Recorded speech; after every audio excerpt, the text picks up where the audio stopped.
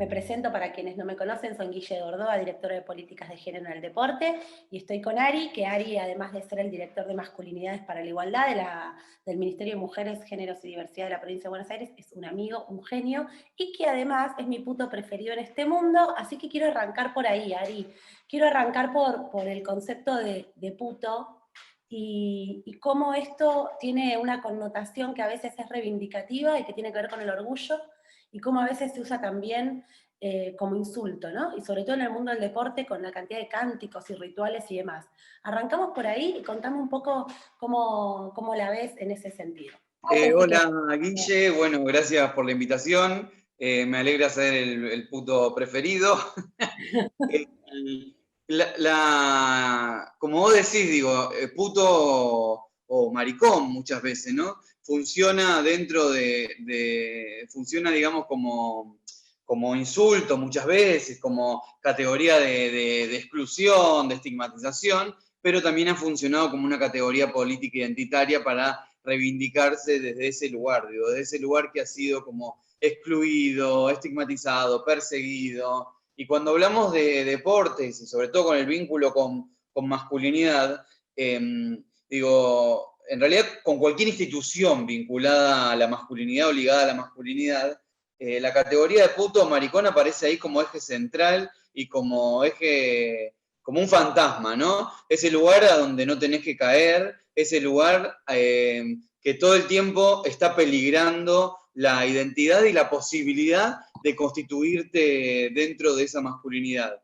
Digo, estamos hablando en el deporte profesional o en el deporte cotidiano, digo, de la vida cotidiana de muchas personas, pero también en los juegos y en los encuentros entre varones muchas veces, ¿no? Esa categoría, de hecho los estudios sobre masculinidad, cuando empiezan allá por la década del 80 y también y el 90, la primera definición que hacen de masculinidad tiene que ver con eso, con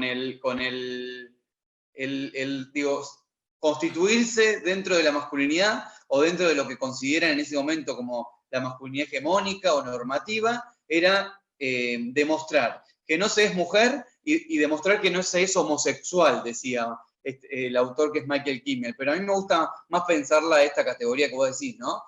Maricón o puto. Y maricón sobre todo, porque tiene que ver con como ese rasgo, la feminización del varón, ¿no? Que es eso lo que funciona muchas veces como fantasma dentro de la masculinidad normativa o hegemónica. Empezamos con un tema arriba, con esto de que no funcionaba el vivo, idas y vueltas,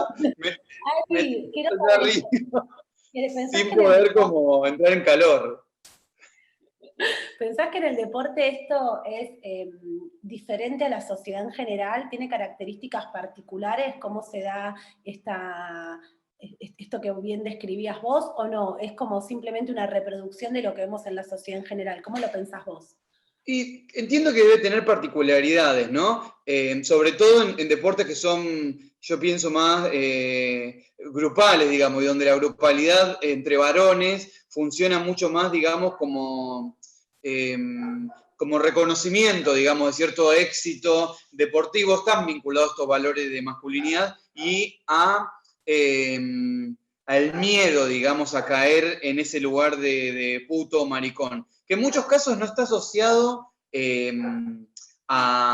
simplemente a la orientación sexual, sino que pensemos cuando se usa en la hinchada, la idea del pecho frío, digamos, el que no pone huevos, digamos, esa caída, digamos, de esa identidad, de ese mandato de masculinidad de ser potencia, poner huevos, parecería perderse en la categoría de maricón o puto. Sino, bueno, y pensemos lo dificultoso que fue, digo, si bien se reproducen ciertas cosas que ya funcionan en la sociedad vinculadas a la masculinidad, no es que inventa un tipo de masculinidad particular el deporte. Si bien funciona, digamos, en ese esquema, la categoría de varón reproduce a ver, ¿cómo explicarlo para no complicarla, digamos? Funciona el mismo esquema, pero capaz que se recrudecen en algunos sentidos, porque en el deporte ciertos mandatos vinculados a la masculinidad o a la reproducción exitosa de cierta masculinidad, como esto de poner huevos, ser siempre un ganador, ser exitoso en eso, ser potencia, digo, demostrar físicamente la cierta potencia, se ve como más radicalizada, digamos, esa necesidad de demostración todo el tiempo de esos mandatos. Entonces, digo, funciona en esos sentidos y por eso muchas veces ha costado mucho que en el deporte existan visibilizaciones, digamos, lo que se llama la salida del closet, ¿no? De muchos deportistas, digo, sobre todo deportistas varones que, digo, cuenten públicamente o hablen públicamente o pueden expresar públicamente su orientación sexual. Bueno, digo, hay casos, situaciones, digo, y que cada vez que ocurren parece como un suceso, ¿no? Contó que era gay. Entonces, esta política que muchas veces es liberatoria, digo, liberatoria no solo para la persona, sino para construir cierta visibilidad, muchas veces se narra de este lugar como de confesión, ¿no? Como que tuvo que decirlo, porque en definitiva, digo, existen las salidas del closet porque existe la persecución a cierto tipo de sexualidades, digo, ¿no? Entonces, si no, no existiría la salida del closet.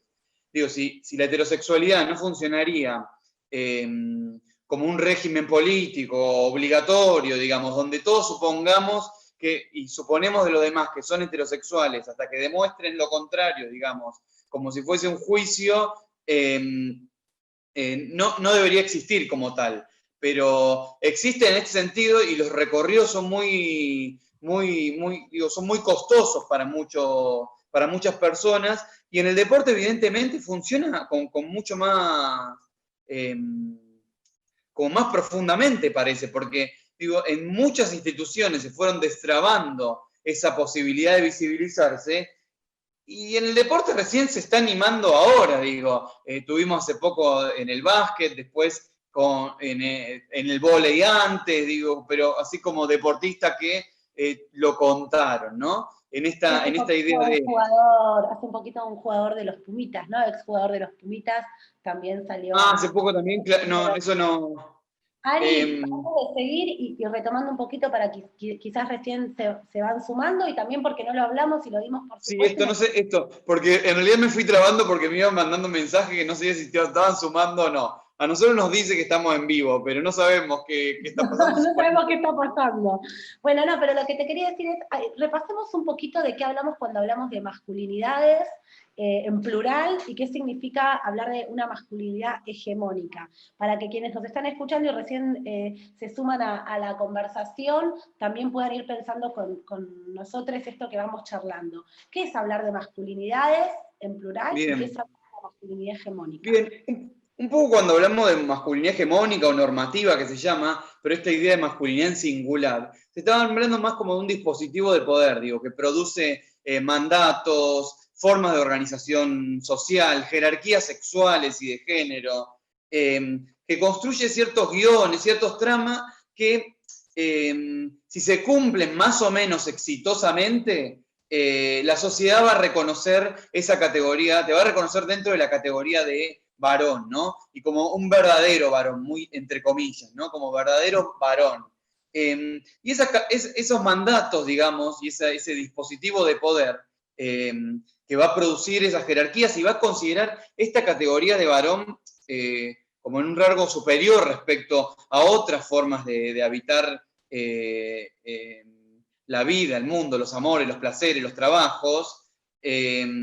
Esa categoría de varón va a tener que constituirse a partir de un montón de mandatos. Un mandato fundamental que creo que es el inicial, que incluye esa categoría de varón, que tiene que ver con quienes ya en un principio son destinatarios, sobre todo de ese mandato de masculinidad, son quienes nacen con pene, digamos, ¿no? Esas personas que fueron asignadas como varones al nacer, ya tienen como esa posibilidad de iniciar ese camino de reconocimiento exitoso. Y ahí podemos ver lo que se nombra como, que capaz que la semana pasada Alba habló un poco de esto, el sesgo como cisnormativo en la categoría de esa masculinidad, digamos, ¿no? Esa exclusión no solo de lo trans, sino de otras identidades u otras asignaciones, digamos, de género y de sexo que puedan constituirse dentro de la masculinidad. Pero después hay otro elemento, que es la heterosexualidad, digo. Para cumplir con un mandato de masculinidad exitosamente, con los mandatos de masculinidad exitosamente,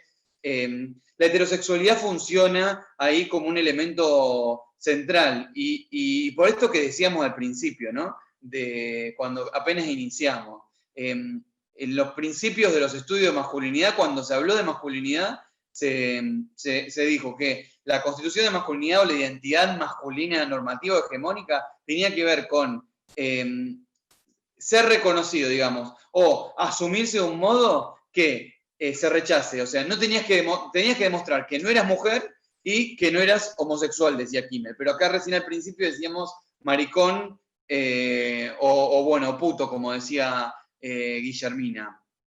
Pero después empiezan otra serie de mandatos vinculados a esa masculinidad hegemónica. Digo, de la potencia, un mandato de cierta autosuficiencia, o después mandatos más vinculados a la masculinidad tradicional, que tenía que ver con proveer, o ahí había un psicólogo que lo nombraba en los modelos 3P, que era preñar, proveer, proteger, digamos, como esa tríada de las P, que constituían ese mandato de masculinidad tradicional, que en algunos casos, digo, continúan y se siguen constituyendo como masculinidad hegemónica, que ahí capaz que conviene complejizarlo un poco porque la masculinidad hegemónica tiene que ver con algo más dinámico, una estructura de poder cambiante y que capaz no tiene que ver con características puntuales. Pueden modificarse las características, pero aún así no modificar las relaciones de poder. Y esto es importante tener en cuenta al momento de hablar de esta masculinidad en singular.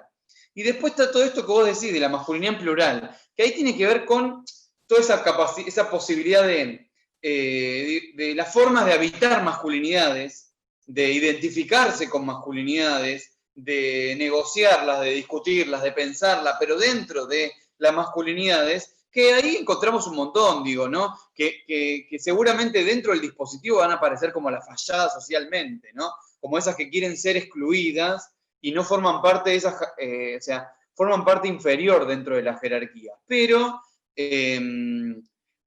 digo, hay que ir potenciándolas y visibilizándolas, e ir constituyendo, ir aprendiendo también para desarmar ese dispositivo de poder que implica esas jerarquías de exclusión, de desigualdad. ¿Qué es eso lo que, digo, el tema de masculinidad es interesante para pensar porque queremos desarmar justamente esas relaciones de poder. Ari, vos tenés un artículo que a mí me encanta y que también lo nombramos en el curso que trabajamos de género y deporte, que se llama Marcar la cancha. Y justamente retomás un poco esta idea de la masculinidad para pensar cómo se construye y sobre todo cómo se construyen los grupos de pares. Y a mí me interesa mucho ese artículo y ese tema que quería charlar con vos porque me parece que es clave, sobre todo para los entrenadores y las entrenadoras cuando trabajan con grupos, ¿no?, de varones, cómo se da este proceso de homosocialización, por decir de algún modo, y qué impacto tiene en esto de una masculinidad más bien hegemónica o una masculinidad dominante y alternativas de otras masculinidades. Contame un poco qué es esto de marcar la cancha en términos de una masculinidad. Bueno, marcar la cancha, bueno, es el título de un artículo, pero además es la cita textual de uno de mis entrevistados, digamos. En su momento hice una investigación con varones cisgénero, heterosexuales, que les hacía preguntas muy sencillas sobre el modo en que se constituían como varones, cómo fueron pensando sus vínculos sexuales, afectivos, en la infancia, en la adolescencia, digamos, cómo se fueron armando, digamos, cómo se fueron reconociendo, digamos, como varones, y uno de ellos me decía, no me lo acuerdo textualmente, pero decía como, es como que te vas haciendo entre amigos, decía, ¿no? Te vas marcando la cancha. Y a mí me quedó resonando mucho eso, porque después en todas las descripciones que hacían en las entrevistas, mucho tenía que ver con ese marcaje. Parte de hacerse varón en términos normativos, en términos de esta hegemonía que vos nombrás, tiene que ver con reconocerse en el grupo de amigos y hacerse dentro de un grupo de amigos o un grupo de pares con los que te vas marcando justamente. ¿Qué es lo que se debe y qué es lo que no? Y en ese sentido, la homosocialidad masculina o la grupalidad masculina, digo, esos espacios donde te vas constituyendo, digamos, y haciendo varón, funcionan como escenarios muchas veces donde se van estableciendo los mandatos, lo que se debe hacer, lo que no se debe hacer, donde el espacio donde se va demostrando cierta potencia, pero muy pocas veces expresando ciertas emociones, cierta fragilidad.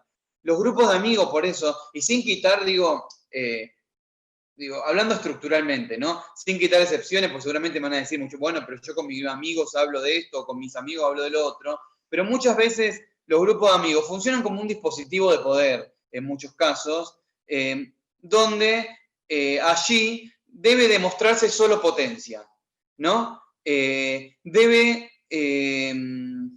mostrarse que se está cumpliendo exitosamente con los mandatos, y no la falla, digamos. A mí me gusta pensar la homosocialidad siempre, y ese marcaje de la cancha, como la constitución de la impenetrabilidad de lo masculino, ¿no? Para mí todos los mandatos de masculinidad, la autosuficiencia, la potencia, la huida de ciertas tareas vinculadas a lo femenino socialmente, tienen que ver con demostrar cierta impenetrabilidad, digo, que no hay fallas, que no hay huecos, que no hay por dónde entrar, digamos, que no hay fragilidad en algún punto. Y el deporte tiene mucho de eso, ¿no? Digo, la constitución del cuerpo deportivo, digo, de la subjetividad deportiva, está muy asociada a los rasgos vinculados a la masculinidad hegemónica. Están muy asociados a esa idea de impenetrabilidad, a la idea de no poder fallar. Digo, es dar todo, no demostrar fragilidad, no poner en evidencia lo que sería el talón de Aquiles, no poner en evidencia tu falla. Y en algún punto, digo, inclusive en algunos deportes, tiene que ver con el reconocimiento y la inteligencia que puedo llevar para reconocer que la falla del otro. Digo, el juego entre varones es un juego donde se demuestra que ninguno tiene la falla, pero todo el tiempo estamos buscando la falla del otro, porque en definitiva la impenetrabilidad no existe como tal en la constitución subjetiva. Digo, somos sujetos y estamos atravesados por huecos, estamos ahuecados por un montón de lugares, podemos ser penetrados de un montón de formas, simbólicamente, materialmente, sexualmente, entonces estamos llenos de huecos.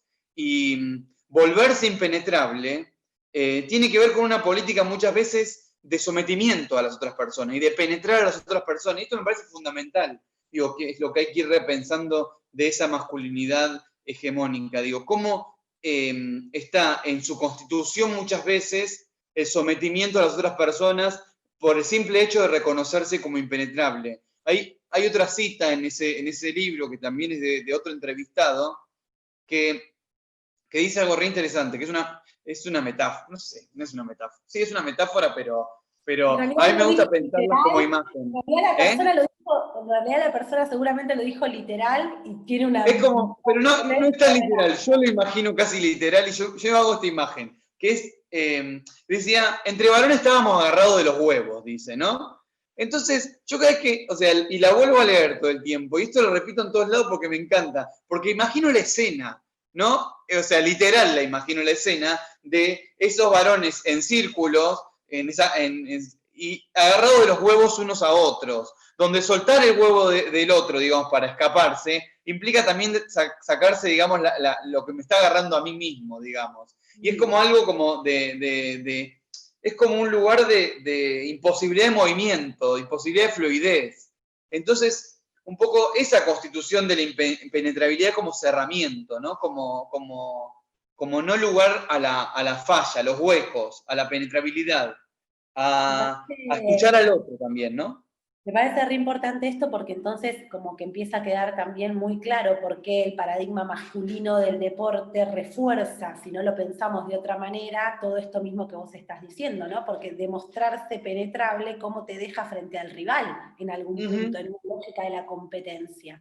Y Sí. ahí, bueno, aviso a todos los que nos están escuchando, les que nos están escuchando, que pueden ir preguntándonos, que a mí mientras vamos charlando me van llegando las preguntas, y aprovecho que estamos hablando justo del tema de homosocialidad y con una pregunta que nos hacen acá respecto de lo que fue el crimen que sucedió en enero en Villa Gesell, ¿sí? Perpetrado por los rugbyers, y la pregunta que nos hacen es del ámbito de lo penal, de lo legal, que es, te la leo tal cual y piden tu opinión, Ari, que es, se habló de cambios de figura penal por alevosía cuando se trata de determinado tipo de deportes que reproducen este tipo de masculinidad patriarcal. ¿Cómo lo analizás vos? ¿Qué relación? Esto lo agrego yo, esta es la pregunta, ¿no? Pero entiendo que va a ¿qué relación hay esto con la alevosía, la masculinidad dominante, la fuerza?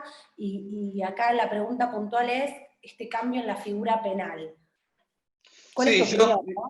no sé si me quiero meter en la parte de la figura penal, sobre todo porque me excede un poco como digo, dentro de lo que vengo pensando, sino que lo que sí me parece que hay que buscar son salidas también no punitivas a, a esta exacerbación, digamos, de la masculinidad o ciertos mandatos de masculinidad vinculado a esa complicidad que se arma en los grupos de varones, una complicidad que muchas veces tiene que ver con someter a las otras personas. Entonces tenemos, digo, ahí, esta es la tarea, me parece, también de quienes forman parte del ámbito deportivo en general, ¿no? De ir construyendo formas no punitivas, también de pensar otra educación deportiva, ¿no? Ari, ahí te freno un cachito y para todos los que nos escuchan, porque quizás haya personas que recién están comenzando a discutir estos temas, ¿qué sería un paradigma no punitivista para trabajar el tema de las masculinidades? Que también además se habla de paradigma no punitivista cuando hablamos también de las cuestiones de violencias por motivos de género, ¿no? Entonces, digo, acá separemos, y esto retomando la pregunta que nos hacían recién, el crimen, ¿no? De Villa Gesell, que obviamente fue un delito y por supuesto digamos, fue un crimen, y eso es por supuesto que es del ámbito de lo penal. Pero sacando ese caso puntual, ¿qué significa pensar un paradigma no punitivista para trabajar todos estos temas? Sí, para mí es esto, digo, no, sin que compita con todo lo que tenga que ver con las figuras penales o las responsabilidades penales o civiles, digamos, que puede llegar a tener una persona, sin que compita con eso, es comprender, digamos, la dimensión histórica de esa masculinidad constituida, digamos, ¿no? Y realizar políticas preventivas y reparatorias, si se quiere, ¿no? Cuando se trabaja con varones muchas veces, ¿no? Para deseducarlos, si se quiere, de los paradigmas aprendidos, trabajados, se trabaja en esta línea no punitiva, digo, comprendiendo que muchas veces los accionares de los sujetos tienen que ver con formas y mandatos aprendidos, educados, exacerbados en muchos casos, y ahí entiendo, digamos, esta discusión penal que puede existir, digo, ¿no? Pero acompañar a esas políticas punitivas, sin duda, implica empezar a pensar estrategias desde la prevención, desde la protección y también pensando en reparaciones futuras, digo, porque a veces lo punitivo en sí mismo no repara, digo, así inmediatamente, porque la misma persona, si no repensó, digamos, el vínculo con ese hecho, si no lo vinculó a algo asociado a esos mandatos, si no lo trabajó, no lo reconfiguró, puede que vuelva a realizarlo, digo, porque no lo pensó dentro de eso. Ahora, digo, lo interesante lo trágico y lo interesante, digo, de lo que pasó en Villa Gesell, fue que inmediatamente empezó una discusión sobre masculinidad. Que eso es, digo, para quienes venimos estudiando masculinidad hace 15 años, no sé, y a los que vienen de más, imagino, ¿no? Y que vienen insistiendo con esto, que de repente se esté discutiendo públicamente sobre que algo de esto tenía que ver con la masculinidad, y bueno, y en muchos casos con el rugby, y esta discusión era del rugby, no es el rugby, es, digo, Si es el rugby, eso no lo tengo, digo, hay personas que vienen investigando y lo tienen mucho más claro esta respuesta, si sí, si no. Lo que yo digo desde el campo de estudio de la masculinidad y también digo, estando a cargo de una dirección de promoción de masculinidad para la igualdad, digo, considero que sin duda hay una ligazón ahí fundamental con los mandatos de masculinidad, con cómo funcionan las complicidades, cómo funcionan los silencios y cómo funciona y la imposibilidad muchas veces de poder, aunque no estés de acuerdo con una situación que está sucediendo, poder alejarte de ahí. La imposibilidad, digo, simbólica y producto de estos mandatos, ¿no? Poder decir que no, o poder frenar a tu amigo en determinada situación. Mira, te voy a poner un ejemplo con eso. Ahora desde el Ministerio de Provincia, el Ministerio de las Mujeres, Política de Género y Diversidad Sexual de la provincia, sacamos unas campañitas ahora en el marco de pandemia para que tenía que ver con salir distinto, ¿no? Salimos distintos, los varones, ¿no? Como esta idea de repensar los mandatos de masculinidad. Y una tenía que ver, si sabés que tu amigo ejerce violencia, un amigo, un compañero de trabajo, un compañero del club, ejerce algún tipo de violencia, habla. Digo, y no digo, habla con él, digo, o frenarlo, digo, habla es eso en definitiva. O también habla de la situación. Digo, no, o sea, como una forma de hacer parte a los varones también de las políticas de género, ¿no? Porque a veces parece sino que son problemas de ciertas personas, ¿no? Problemas de las mujeres o la población LGTBIQ+. Digo, como que es problema de quienes están siendo excluidos por esos mandatos, ¿no? Quienes están quedando por fuera de eso. Y en muchos casos, cuando consideramos que es problema de esas personas que son generalmente quienes alzan la voz, digo, y quienes conmocionan, digamos, la estructura silenciosa de la violencia, muchas veces termina o revictimizando o negando que existe esa situación. Entonces, alentar a los varones es alentarlos a romper con ese mandato que tiene que ver con esa homosocialidad. Y que fue lo que se puso en discusión a partir de ese crimen, digo. ¿Qué pasó ahí en ese grupo, digo? Y no solamente eso, ¿cuántos grupos repiten eso cotidianamente?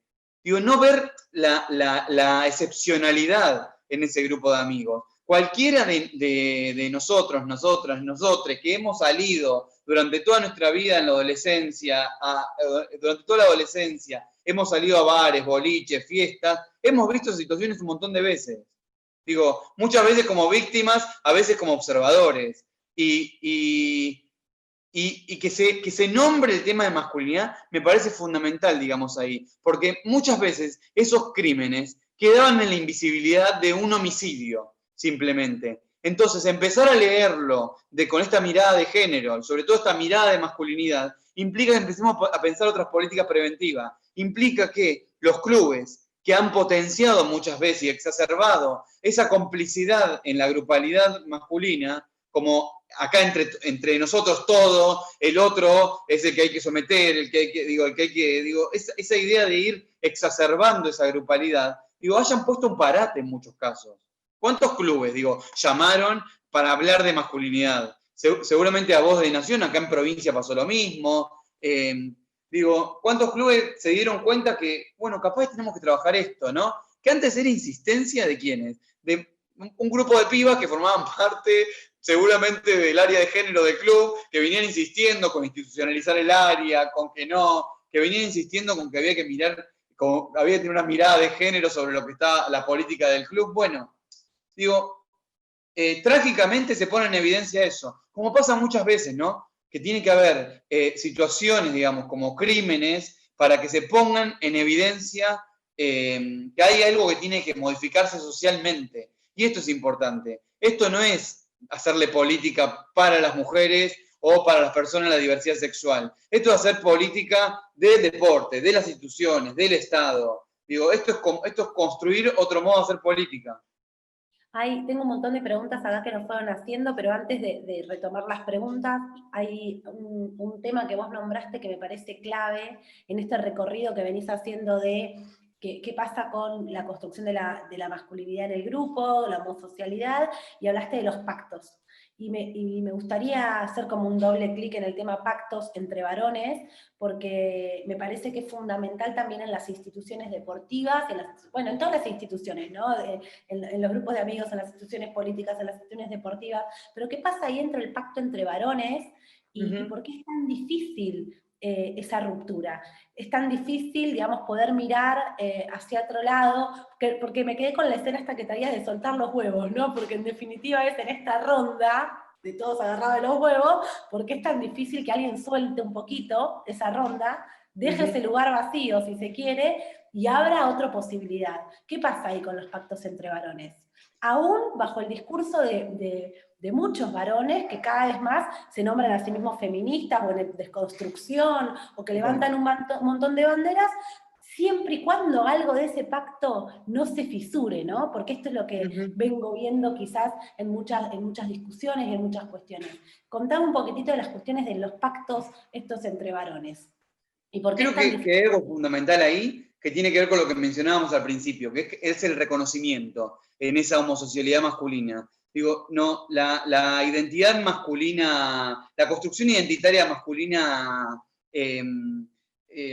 normativa, tiene como eje fundamental el reconocimiento de parte de otros varones, digo, y no perder esa categoría de varón. Un poco cuando uno sigue con el pacto, forma parte de ese pacto silencioso, no pierde la categoría, digo, está siendo cómplice en muchos casos, a veces no ejecutor de muchas formas de violencia, pero siendo cómplice silencioso de esa forma de violencia. Y simplemente por el miedo a caer en el afuera, ¿no? Que en el afuera ya lo hablamos al principio, ¿no? El afuera es ese maricón y ese ser mujer, si se quiere, ¿no? Que, digo, le podemos poner miles de nombres. Kimmel le puso esos dos nombres cuando estudió en los años 80, construyó, digamos, el concepto de homosexualidad masculina en los 90.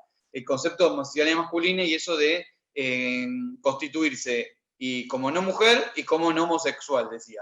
Pero le podemos poner, no caer por fuera, digamos, de la cancha, justamente, ¿no? Caer por fuera del borde. Y el peso que implica eso y el despojo que implica eso. Ese reconocimiento es uno de los principales privilegios. Digo, el reconocimiento de poder circular por la vida con ese reconocimiento. Quienes se identifican de otros modos, quien tiene otras expresiones de género, las mujeres ya no cuentan con ese reconocimiento de antemano, digo, ¿no? Que es ese reconocimiento institucional, entre pares, en todas las instituciones que están atravesadas por esa mirada masculina normativa. Digo, no es solo el deporte. El Estado está atravesado por esa masculinidad, el trabajo está atravesado, digo, el mundo laboral está atravesado por esa mirada. Y romper con esos pactos implica quedar afuera de ese reconocimiento. Digo, y bancarse ese reconocimiento, o esa falta de reconocimiento, implica todo un trabajo, que me parece que es la tarea que tenemos que ir haciendo también, digo, desde el Estado sin duda generando las estructuras simbólicas, comunicacionales, para acompañar esos procesos de dejar esos pactos, pero también los varones como tarea pedagógica, de ir construyendo esos otros espacios donde alojar esos otros modos de habitar la masculinidad, y que no sean simplemente públicos. Digo, que no sea nada más en lo público o en el grupo de mi amiga, mis compañeras de militancia o mis compañeras feministas, donde yo habito esa deconstrucción, digamos que en muchos casos implica seguir siendo reconocido y seguir buscando ese reconocimiento, sino despojarnos de la idea de reconocimiento, justamente, y empezar a escuchar un poco más, empezar a quitarnos de ciertos lugares, y empezar a plantear, digamos, en el grupo de amigos ese corte, digamos, como que no sean siempre las pibas las que digan en un grupo, por ejemplo, que hay varones y mujeres, digan, hey, dejen de mandar eso, que se mandan generalmente, sino que, digo, los varones también acompañan esos procesos de visibilización, digamos, de que cada vez sean menos los que estén atados y agarrados de los huevos, digamos. Ari, hablaste de algo que acá había una pregunta que tiene que ver con quitarse, con dejar el espacio, y justamente una pregunta que nos hacían tenía que ver con las comisiones directivas de los clubes y las instituciones que son predominantemente conducidas por varones. En el deporte tenemos mucha deuda en ese sentido, y entonces la pregunta que hacían tenía que ver con eso, y yo la anudo a algo que vos planteabas recién.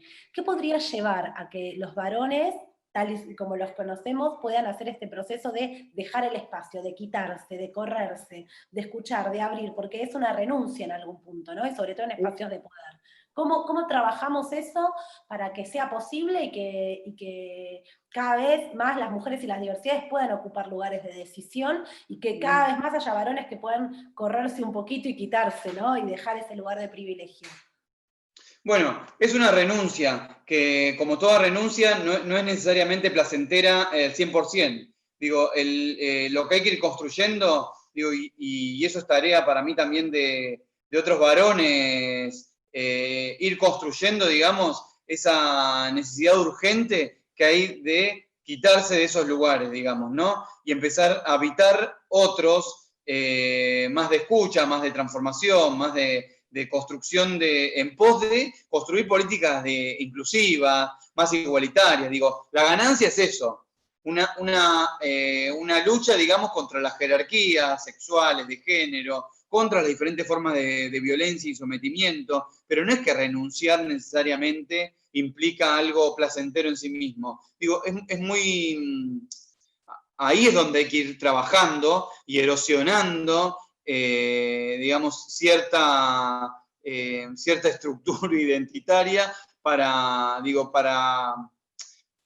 que vayan, y si no lo van a tener que ir dejando, digo, porque también es esto, digo, no es, en muchos casos es, bueno, vayan dejando, no sé cuándo, pero tampoco hay espera, digo, te van a dejar, digamos, porque hacia eso vamos, digo, a construir sociedades, digo, los feminismos, los movimientos de la diversidad sexual, digo, no es que ahora van a un repliegue y no sé cuánto, digo, hacia eso vamos, digo, hacia erosionar esas jerarquías de género y sexuales que existen, digo, a potenciar espacios, digamos, de mayor visibilidad, de desordenar, digamos, en algún punto, esta conmoción, digamos, que trajeron los feminismos y los movimientos de la diversidad sexual, esta conmoción que fue cada vez más pública, que si bien los movimientos existen hace mucho más tiempo, tienen mucho más tiempo de existencia que la conmoción pública que tiene unos años, en los espacios educativos, en las instituciones del Estado, creando ministerios. Digo, el ministerio es una escucha a eso que sucede también, ¿no?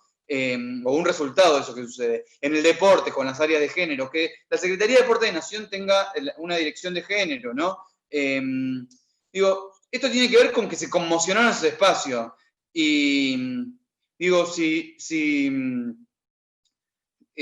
no hay vuelta atrás en esto, me parece a mí. Y esto es importante. Lo que está bueno, digo, que muchos de esos varones que ocupan espacios de poder acompañen, si quieren, estos procesos, pero, digo, en algún momento esos procesos van a llegar, digo, van a erosionar los lugares que sostienen esos espacios de poder. Ya se reconfiguraron los contratos implícitos, digamos, existentes en una sociedad. Ya no es lo mismo que antes, digo. Se fue avanzando, se fue poniendo en duda, digamos, ciertos contratos naturalizados, digo, y se están construyendo los nuevos, digo, nuevos pactos se están construyendo, y que esos pactos van a tener que ver con todas estas discusiones que tenemos encima, ¿no? Ya hay un montón de cosas que no pasan desapercibidas, que no pasan natural, así como si nada, digamos, no, hay discusiones que ya no van más, digo, ya tapas de revistas que ya no pueden existir más, digo, existen, pero ya no pueden existir más sin la discusión. O como las fotos, ¿no? Todas de varones en la política y hoy también, por suerte, cada vez más en el deporte, decir, ya no podés mostrar con orgullo. Aparece la discusión enseguida ahí. Claro. Digo, a veces como estrategia, a veces como cinismo, lo que sea, digo, hoy hay como, digo, porque hay diferentes reacciones. Hay resistencias más ideológicas, ¿no? A esto que está ocurriendo, ¿no? De como cierto, yo le diría como masculinismo, digamos, como cierta ideología de conservar cierto statu quo, digamos, en los vínculos generizados, ¿no? Después hay otras estrategias que pueden ser medias cínicas, que es, bueno, vamos a hacer esto porque ahora hay que hacer esto y es políticamente correcto. Que bueno, digo, no está bien lo políticamente correcto, porque después se reproducen un montón de lógicas. El tema es tener una atención plena para que el nuevo escenario no sea el de la corrección, sino que sea realmente el que reproduzca otras formas de vincular, digamos, y que vaya erosionando esas jerarquías sexuales y de género. Ahí en esto de erosionar y de transformar estas jerarquías hay una pregunta que nos hacen que es cómo pensar lo competitivo en el deporte sin ser jerárquico, ¿no? Y retoma algo que hablábamos hace un rato de sin buscar la fisura para penetrar. Digamos, Sí. ¿cómo hacemos con una transformación del deporte en ese sentido? Y creo que tiene también que ver con esta segunda pregunta que nos hacía Sofía de cómo se ve el paradigma masculino en el deporte practicado por mujeres. Me parece que son dos preguntas que pueden entrar en una, porque nos hablan de un poco cómo se construye el deporte en la historia y cuáles son los desafíos de transformación en ese sentido desde una mirada de género. Pero que conserven estas cosas que hacen al deporte. Y ahí me parece que está bueno hablar, que siempre lo decimos, y diferenciar, al menos en esta etapa del proceso, quizás un deporte más recreativo, social, ¿no? Sí, que de alto rendimiento. El deporte de alto rendimiento, no porque no deba ser transformado, sino porque no son exactamente iguales en sus características. Sí, igual esto es una pregunta que surgió mucho cuando en uno de los talleres que fuimos a dar luego digo, en este veranito, digamos, surgía mucho, ¿no? Y que surgían las dos cosas, que inclusive que las pibas formaban parte de esto de que muchas veces en los equipos se reproducen un montón de mandatos, inclusive en equipos de mujeres, mandatos, digo, de esa masculinidad, porque es el modo en que se entiende el deporte, ¿no? Sometamos al otro, vamos por todo. Y hablaban de, bueno, pero el cuerpo de las mujeres en el deporte, digamos, cómo funcionaba. Yo no sé si tengo respuestas claras a esto. Y ahí me parece es donde hay que incluir a las personas que forman parte, digamos, de todo eso. No dejar afuera a nadie en esta discusión, esto me parece importante. Sin duda hay que pensar en alguna lógica o alguna construcción del deporte que no implique solamente el sometimiento a las otras personas, digamos, que no exista la estructura de la guerra, si se quiere, ¿no? Como forma, digamos, de pensar al deporte, que está muy ligado no solo al modo en que se pensó la política pública del deporte desde siempre, digamos, sino también está muy ligado al modo en que se incluyó por primera vez la educación física en la educación, digo, ¿no? Cómo se fue pensando la educación física y el modelo ese, el modelo prusiano sería, ¿no? El modelo de la guerra, digamos, y qué cuerpos había que preparar, que tiene que ver con esta impenetrabilidad, y no tanto con una educación sobre el cuerpo, digamos, y trabajo sobre el cuerpo. Digo, ¿por qué no cuando se pensó la educación física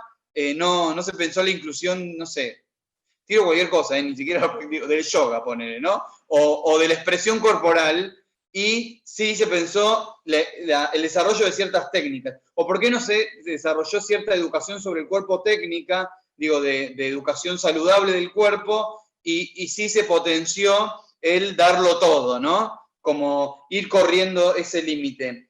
Me parece que, digo, sería muy como imprudente de mi parte, como decir, bueno, para mí hay que desarrollar una política igualitaria que no tenga que ver con estos mandatos dentro del deporte. Digo, hay formas de generar competencia, hay formas de construir competencia con uno mismo, digo, de ir como ampliando el margen de volverse un mejor deportista, sobre todo en alto rendimiento, digo. Pero digo, en recreativo también, uno tiene ciertas,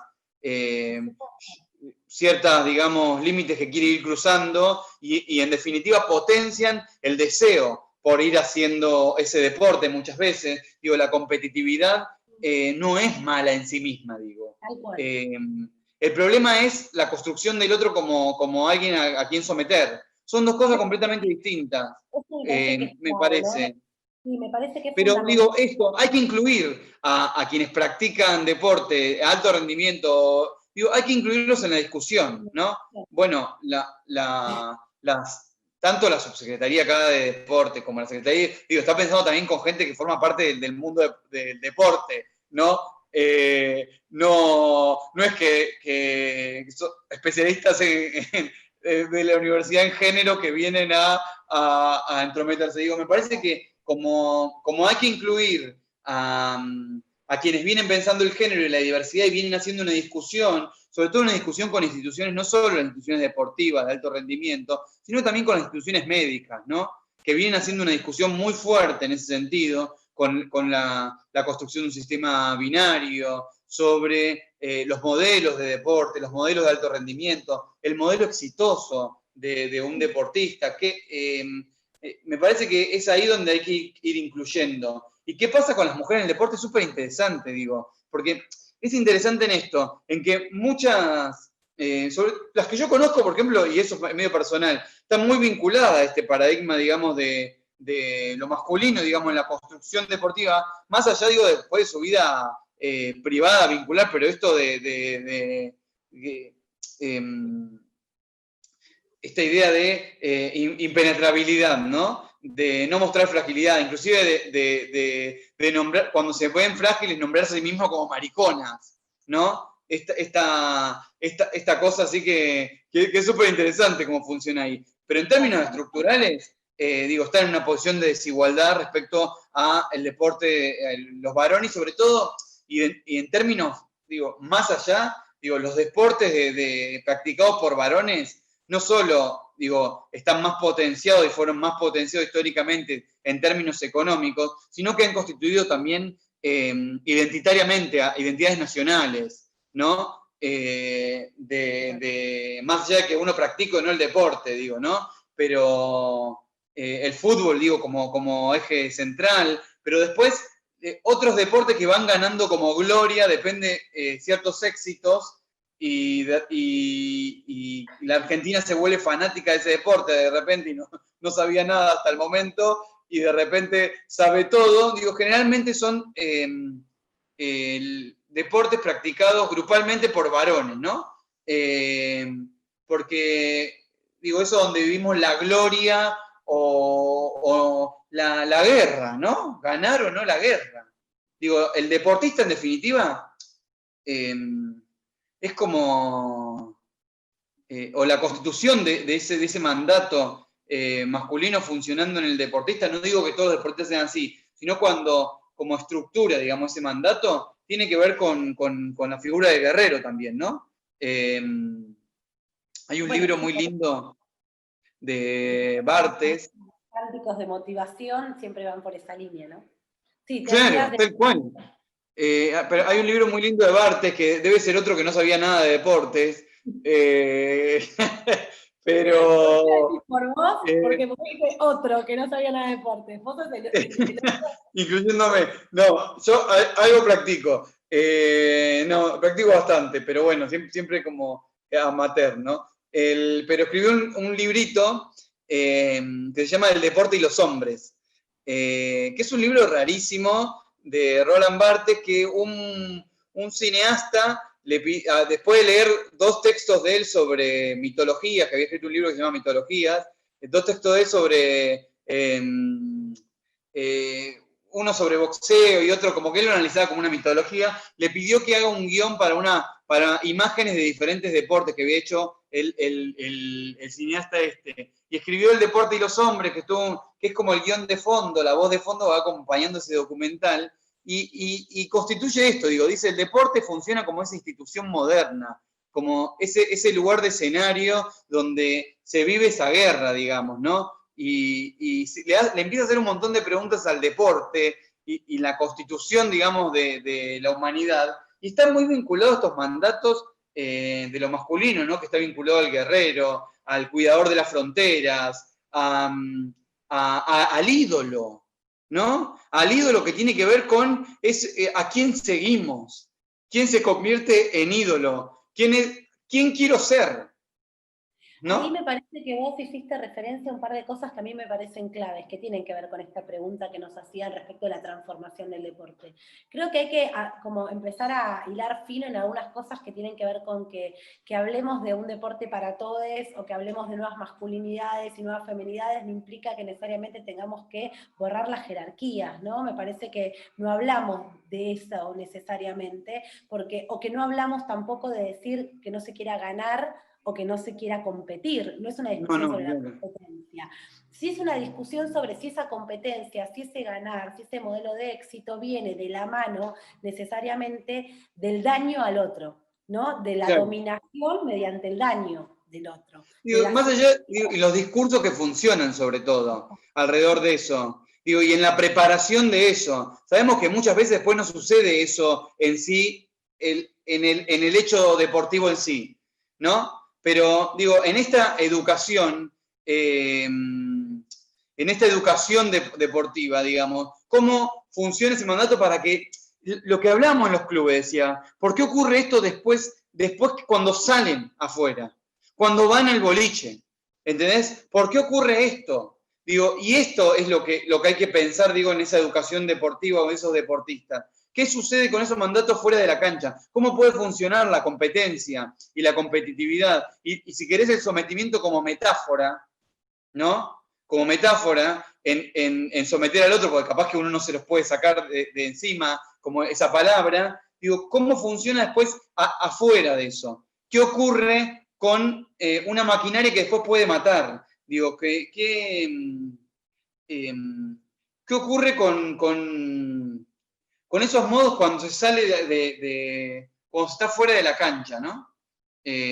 Porque en la cancha cuando uno se pasa hay punición ahí, ¿no? Hay alguien que te dice hasta acá, no, estás expulsado, vení, entrás, haces esto, digo, ¿no?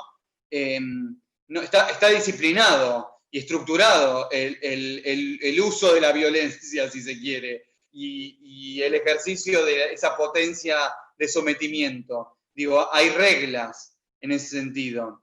¿Qué pasa con esa educación afuera, ¿no? Y también, digo, sí, ¿qué pasa afuera, digamos, con la educación de esos cuerpos? Y pienso después esto, ¿no? En las desigualdades, ¿no? La relación de, esto es más general, digo, seguramente lo venís como, tiene más que ver con tu dirección en general, más que con los mandatos de la masculinidad, pero la relación el cuerpo del varón vinculado al cuidado, o sea, o desvinculado del cuidado, justamente, y no vinculado a paternar, muchas veces lo constituyen una posibilidad de carrera al éxito, si se quiere, ¿no? Como los sueños, digamos, no se van a ver frustrados, digamos, no es elegir en algún punto entre volverse cuidador o no en esos casos. Me parece que ahí el mandato también funciona en muchos casos, ¿no? Como para que el recorrido de los varones exitoso dentro del mundo deportivo, como en el mundo laboral en general, que en definitiva en la profesionalización del deporte es el mundo laboral ahí funcionando, ¿no? Los varones se hagan más lugar ahí, digo, bueno, acá entra la discusión sobre uso del tiempo, el aliento que hay desde niños, digamos.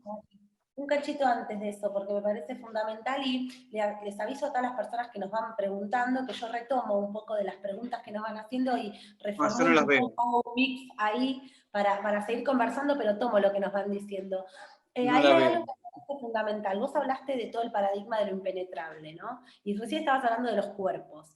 Y fíjate vos, y hablabas de tus amigas o conocidas de cómo pueden ser militantes quizás del feminismo, pero sin embargo en su rol deporte lo que les aparece fuertemente es el paradigma masculino del deporte. Y digo, hay un tema con el cuerpo, hay un tema con la sensibilidad y hay un tema con lo impenetrable, digo, a nivel de la sensibilidad y el cuerpo en la situación de competir.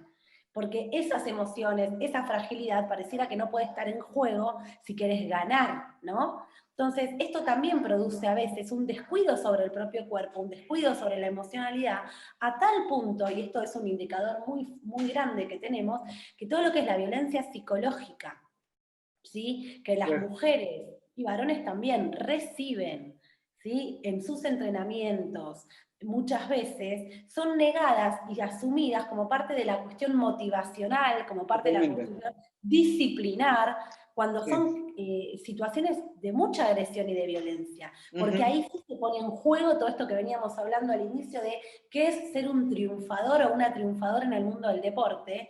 Viene anudado también una cantidad de mandatos del deber ser del cuerpo y de la mente, ¿no? El no ser maricona, no seas maricona, cuando por ahí estás hablando de algo que te pasa en el cuerpo, en un registro emocional de otro calibre, en el deporte, pareciera que empieza a crujir enormemente porque te deja como expuesto a no ser apta, ¿no? Expuesto a no ser apta, a no ser apto para el deporte, a no ser lo suficientemente fuerte para ganar. Digo, y me parece que ahí tenemos el gran nudo, si se quiere, respecto de la competencia, el cuerpo y la posibilidad de transformar esto y que no necesariamente sea bajo esa línea y que no sea necesariamente bajo esa línea que se cree que es posible ganar, ¿no? Esto está bastante estudiado también en todo lo que tiene que ver con los desarrollo de equipos de alto rendimiento, un paradigma mucho más desde lo competitivo, desde lo fuerte, y otros paradigmas que hablan de hay otras formas de llegar a eso mismo sin este recorrido. Totalmente.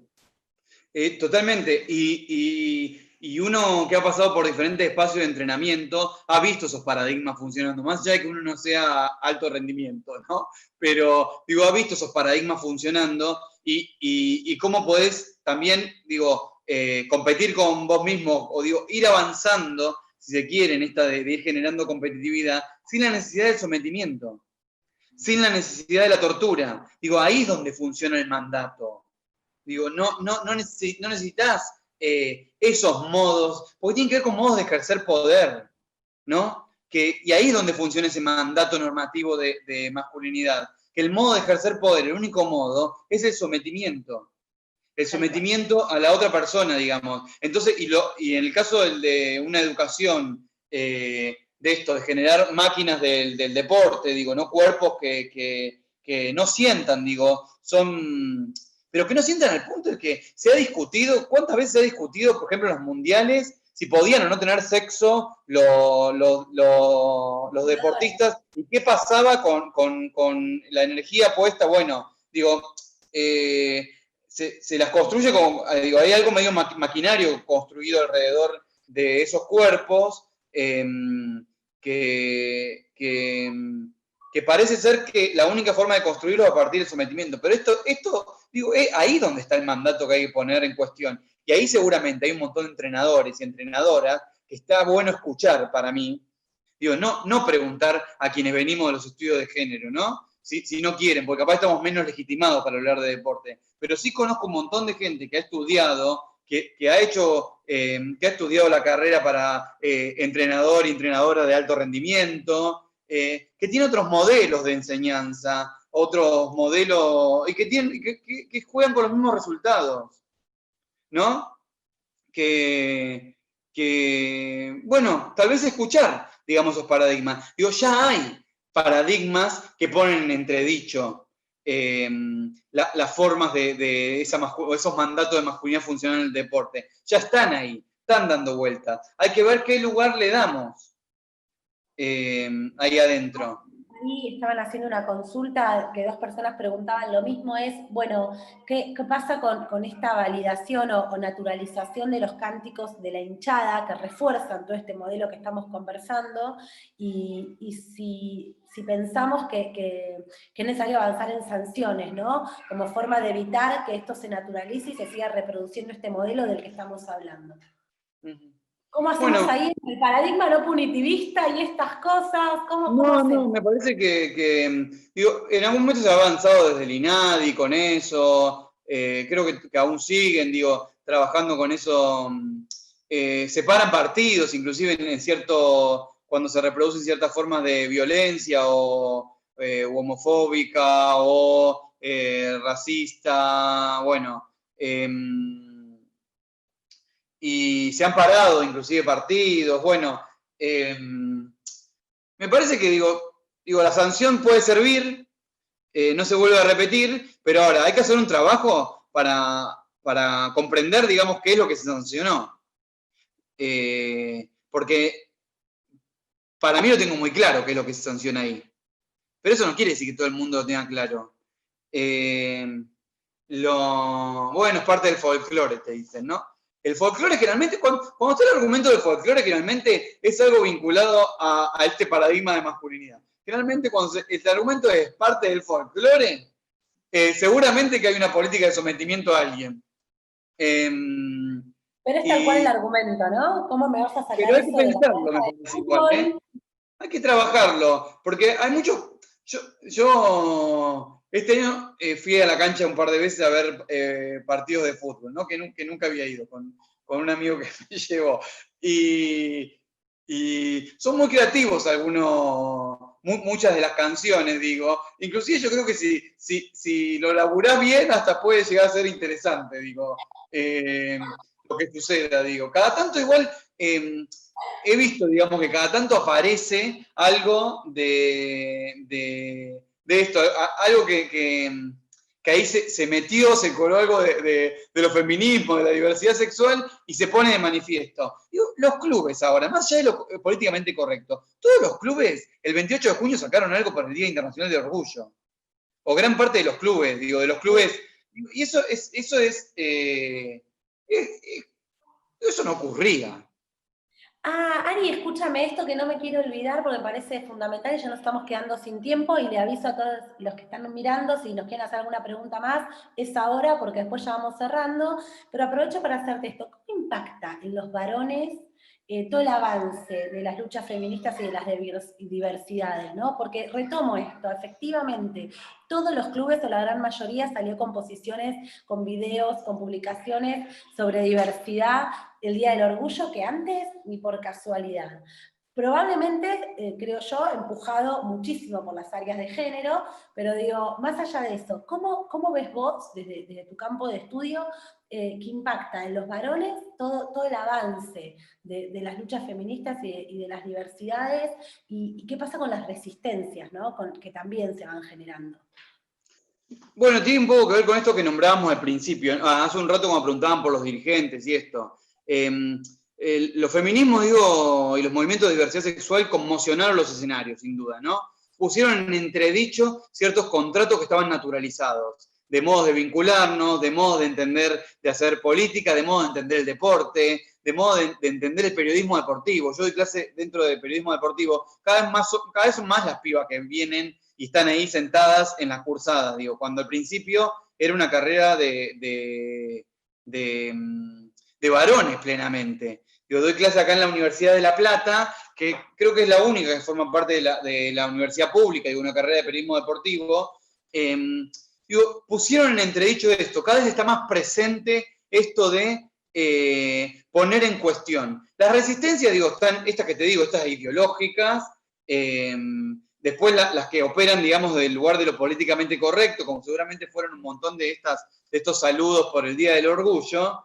Pero como digo, en muchos casos hay que empezar a acompañar esos procesos de cierta incomodidad que se ha generado, de este proceso donde piensan que ya no pueden decir nada y no pueden hacer nada de lo que hacían como antes. Entonces, muchas veces te dicen esto los varones cuando trabajas con ellos, ¿no? Ya no se puede hacer nada. Y me parece que hay que transformar, es un proceso que hay que acompañar en no se puede hacer nada, en que reconozcan qué es lo que no se puede hacer, exactamente, digo, ¿y por qué? Digo, ¿qué implicaba eso que hacías? ¿Cómo vulneraba a la otra persona? Excluía, sometía a la otra persona, entonces, ¿por qué no lo podés hacer? Digo, repensar primero eso, ponerlo en evidencia, no es tan obvio como creemos, digo, yo vengo trabajando con varones que han sido denunciados por violencia de género y hay que hacer un proceso de reconocimiento de eso por lo que fue denunciado, no es tan obvio y a partir de ahí generar desplazamientos, generar transformaciones, pero que no quede, digamos, nada más en ya no se puede hacer nada, porque eso puede terminar en dinámicas de mayor violencia y de mayor sometimiento. Porque, digo, puede generar como, en cierta idea, como vienen por todo, ¿no? Como ya bueno, todos estos mitos empiezan a generarse alrededor de los feminismos, ¿no? Y de las luchas de la diversidad sexual. Digo, como que va a derribar todo lo existente. Y bueno, capaz que derriba gran parte de las cosas existentes, pero en pos de construir políticas de inclusión y de igualdad, me parece. Me parece bárbaro esto que traes de la frase el ya no nos dejan hacer nada, ya no se puede hacer nada, y poner eso en contexto histórico de qué era eso, porque realmente es una de las frases que más aparece, ¿no? ¿Y ahora qué les pasa? ¿Qué más quieren? Y todo esto que va generando una escalada a veces de violencia en las discusiones, que está bueno pensar este mensaje del ya no se puede hacer nada al que era eso que estaban haciendo, ¿no? Me parece que está buenísimo. Me lo voy a robar como título para una de mis nuevas capacitaciones. Ari, yo te plagio, Ari, vos sos como sos mi faro. Escúchame, Ari, para ir cerrando, te hago una consulta que también nos preguntaban mucho ahí sobre educación sexual integral y te la reformulo de esta manera. Para que no se siga sintiendo ellas que ya no nos dejan hacer nada, o estos movimientos de diversidad y género que vengan a destruirlo todo, ¿cuál es el camino con las niñeces en ese sentido? Desde la educación sexual integral, desde los debates, ¿cuál pensás que es el camino que tenemos que tomar por ahí con las niñas, como para que esto empiece a ser distinto en las generaciones que vienen? Bueno, esto que vos decís, digo, primero construyendo otros modos de educación y de conformación, digamos, digo, otras posibilidades de habitar masculinidades o otras posibilidades de constituirnos como varones o como el nombre que querramos, digo, porque ni siquiera importa el nombre que sea, digo, otras posibilidades de ser, de sentir, de habitar, de existir, de relacionarnos con la práctica deportiva, relacionarnos con el amor, con el deseo, con nuestras propias emociones. Digo, habilitar todo eso me parece fundamental, digo, ahí, ese trabajo que se puede hacer desde la educación sexual integral, pero digo, desde diferente, digo, no solamente reducirlo, digamos, como a veces se hace, ¿no? El momento de educación sexual integral. Digo, potenciando también en las casas, en los clubes, digamos, el acompañamiento, digo, el desarrollo de ciertas emociones. Digo, de los clubes como entrenadores, ¿qué hacemos cuando un pibito se golpea y llora? Digo, ¿qué le decimos ahí? Digo, ¿cómo acompañamos eso? ¿Cómo leemos, digamos, como varones, cómo nos constituimos como cuidadores, ¿no? Cuidadores en términos amorosos, pero también en términos materiales. Digo, eso me parece que es el proceso y el proceso de transformación, que ahí la educación en su conjunto, digo, tiene un montón de desarrollo, pero también, digo, la educación como el sistema educativo, ¿no? Pero también las relaciones interpersonales, las relaciones familiares, los clubes, que son muchas veces, digo, volver a recuperar en muchos casos que se fue perdiendo, los clubes como espacio también de contención, de inclusión, de desarrollo, de habilitar, digo, yo iba al club antes, iba y pasaba todo el día en el club, pero entraba y salía, era como el club de barrio. Digo, recuperar esos que se vieron devastados en los últimos años, digamos, sobre todo, digo, clubes que tuvieron que cerrar porque no podían pagar tarifas bueno, un montón de cosas. Digo, recuperar también esos espacios como espacios de acompañamiento y de constitución de otras formas de habitar también las masculinidades. Digo, pienso en escenas como para habitar las niñeces, ¿no? En escenas de, ¿qué pasa en el deporte que es amateur totalmente, ¿no? Pero con la familia yendo a ver a partidos de fútbol, por ejemplo, ¿no? ¿Qué pasa con los padres, ¿no? Con los padres varones y de qué modo, dentro de qué modelo educan a sus hijos, ¿no? En los gritos, en las relaciones con el entrenador, en lo que tiene que hacer o dejar de hacer, qué pasa ante la derrota, qué pasa ante algo que no sale, qué pasa ante niños como yo que iban a fútbol y hacían la medialuna fuera del otro lado de la cancha, digo, ¿no? Que ahí no me podían ni marcar la cancha porque me iba del otro lado del borde. Por suerte tuve un papá que lo fue entendiendo con mucha claridad, digamos, ¿no? Pero me salía muy bien la medialuna y por eso me llevaron a hacer gimnasia artística y deportiva y no fútbol. Pero fíjate qué importante, y ahí retomo, y con esto yo voy a cerrar y después te voy a dejar las palabras finales a vos, y le agradezco a todas, todes y todos los que nos estuvieron escuchando ¿qué es esto, no? Repensar el rol de los entrenadores, de las entrenadoras, de las dirigentes y los dirigentes en el club, desde este aspecto del cuidador, o de las cuidadores, ¿no? Pero no solamente cuidador en el sentido de cuidar la emocionalidad, de cuidar el crecimiento, de acompañar los procesos de desarrollo, porque efectivamente la vida en el club es la vida del espacio de socialización. Entonces, si uno pudiera empezar a desarrollar este aspecto del cuidado por la emocionalidad, del cuidado por la potencialidad de todo lo múltiple y diverso que puede ser una persona, independientemente de su sexo, digamos, ¿no? Y en ese cuidado por la singularidad, cuánto más podemos ir generando también en los pibes, ¿no? Porque es decir, personas atentas, como tu papá, que te veía viendo la media luna y que rápidamente captaba un posible otro que no fuera que jugaras al fútbol, digo. Porque eso en la niñez es todo, ¿no? Digo, es todo en el sentido de, ese es el mundo, ¿no? Esos son los pequeños mundos de un niño o una niña. Entonces, esa atención, desarrollar esa sensibilidad, esa atención desde la práctica cotidiana y el encuentro entre los entrenadores y las infancias, y por supuesto también los adultos, porque digo, esa atención, ese cuidado que rompa con una lógica solo de este modelo de lo masculino que venimos hablando, también tiene que ver con la sensibilidad y con el registro del otro, con escuchar, decía. Así que, bueno, yo te agradezco, Ari, te quiero un montón, gracias por esta charla. Yo me sentí como charlando con vos en casa, ¿viste? Así que lo vamos a repetir seguro. Mil gracias.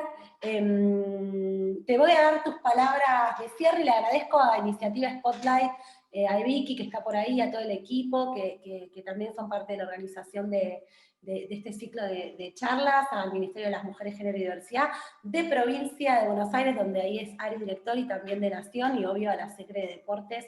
Y bueno, Ari, te dejo tu minuto de cierre. No, bueno, igual no mucho más. Yo ya hablé un montón. Agradecerte la invitación, agradecer a Spotlight también la invitación y simplemente, digo, retomar esto que decías que para mí es fundamental. Digo, hoy en un escenario donde se puso en evidencia, digo, la necesidad de cuidarse y cuidar, digo, la política de cuidado hoy es eje central. Digo, empezar a repensar esto y desde el Ministerio de Provincia y desde la dirección en particular, estamos comenzando a pensar en la construcción de esto, de volvernos cuidadores y hacer una educación de los cuidadores. Y no lo había pensado tanto en entrenadores en un principio, pero ahora que lo decís, digo, sin duda, estamos trabajando con quienes tienen cierta referencia, digo, varones que tienen cierta referencialidad política, comunitaria o lo que sea, y entrenadores también serían eso. Entonces, empezar a habitar, digamos, como varones esos lugares y empezar a habitar la referencia desde el lugar del cuidado y no solo desde el lugar del control y el disciplinamiento, me parece fundamental para ir constituyendo estas posibilidades de habitar masculinidades que formen parte de estas políticas de igualdad de género en definitiva, ¿no? Así que, bueno, eso, muchas gracias y nada, eso solo. Listo. Bueno, gracias a vos, Ari, gracias a todos. Nos encontramos el próximo jueves con Mónica Santini y Juliana Román para seguir estos debates, el tercer ciclo de charla. Un placer, Ari, como siempre, con vos. Besos a todos.